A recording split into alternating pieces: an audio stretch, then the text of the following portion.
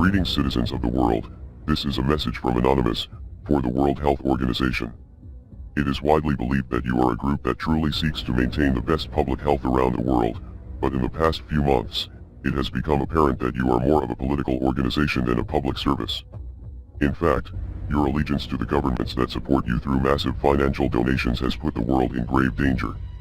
The organization that you belong to has a very important responsibility, because it is trusted by most of the world for credible information. You are seen as the utmost authority on health information, and act as the arbiter of truth for up-to-date science on emerging diseases.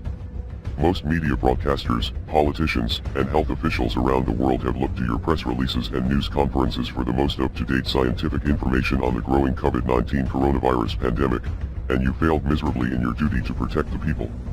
Your response to this virus has been a day late and a dollar short, every step of the way, beginning with your refusal to admit in the early stages of the outbreak that human-to-human transmission was taking place, when this fact was obvious to scientists and journalists around the world who were following the story and keeping up with the studies as they were being published. At the time, the Chinese government was doing its best to downplay the severity of the outbreak, and the World Health Organization acted as their mouthpiece, reporting whatever Chinese authorities told them to. As a result of this guidance, the entire world did not take the threat seriously, because everyone assumed that the World Health Organization could be trusted. Members of the World Health Organization also took months before finally declaring the coronavirus a global pandemic.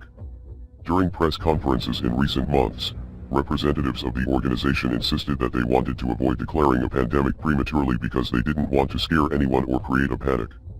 However, scientific findings have since shown that we were already dealing with a global pandemic by the time that Chinese authorities decided to quarantine Wuhan, because the genetics of the virus has been traced back to at least October or November 2019. What we see are epidemics.